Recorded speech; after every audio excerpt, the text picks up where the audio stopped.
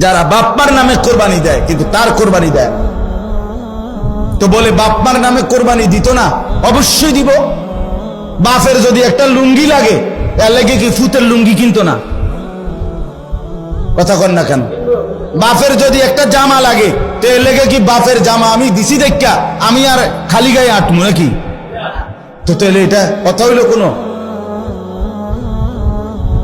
বাপের নামে কোরবানি দিলাম দেখা, মার নামে কোরবানি দিলাম দেখা আমি কোরবানি দেব না, এটা কোন কথা?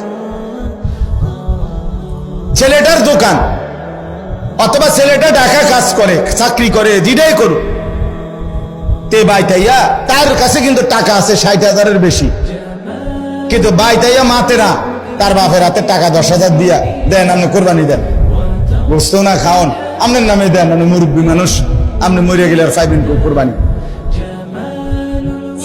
অথচ সে কিন্তু কি সামর্থ্যবান, কথা বুঝেন নাই আমার, তার কাছে টাকা আছে না, এই 10,000 টাকা ছাড়া তার দ্বারা টাকা নাই। তাহলে এই ছেলের উপরে তো কোরবানি আছে, অথচ সে তার বাবার নামে কোরবানি দিল, বাবার সাথে শরীক দিয়া টাকা জমা দিয়া 10,000 টাকা বাবারে বুঝাই দিয়া শেষ। সে মনে মনে ভাবতেছে আমি তো কোরবানি দিছি, এই যে আব্বারে দিছি 10,000, তুই বেটা আব্বারে না 10,000 দিছ, কোরবানি দিছ কই? কোরবানি উপলক্ষে না 10,000 টাকা বাপেরে দিছ, তো তুমি তো সারা বছরই টাকা দাও, তো এখনো দিছো, এটা অসুবিধা কি? বাপমার খেদমত তুমি করবা না? বাপমারে তুমি দিবা না? বলেন কি পরিমাণ ছেলে যাদের কাছে টাকা আছে অথচ তারা কোরবানি দেয় না। বাইটাইয়ে নতুন জামা কিন্দা ঈদগাহে মুসল্লা লইয়া নামাজ পড়তে যায়, কিনতে যাও বেউকুফ, তুই হুতাতে না থাকবি, তুই গোস্ত আনলে গোস্ত খাইবি।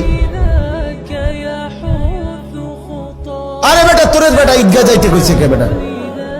এত সকল গুণে তুটছু কিত্তা তুমি, গোস্ত রান্ধা হইলে না উঠবা, তোমার তো উড়াইবেই তোমার আম্মা। এই জন্য এটা শরীয়তের বিধান। অনেক ছেলে আছে বালেগের উপরে কোরবানি ওয়াজিব।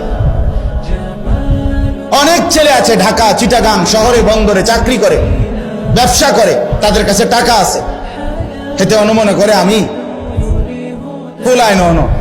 তুমি অবিবাহিত মনে করো, অবিবাহিত হইলেও কোরবানি যার উপরে ওয়াজিব হয় তাকে কোরবানি দিতে হবে না? না বউ থাকা সত্য? কথা কয় না, হয়তো তো এটা বুঝেই না, তোমার বার্তাই দেয় না এটারে, হয়তো এটা কিছুই মনে যায়। তাহলে এখানে বিবাহিত অবিবাহিত না, তো বালেগ হলেই শরীয়ত সম্মত টাকা, শরীয়ত নির্ধারিত যার কাছে আছে তাকে কোরবানি দিতে। তাহলে অসংখ্য মহিলাদের উপরে কোরবানি ওয়াজিব হয়, অসংখ্য ছেলের উপরে।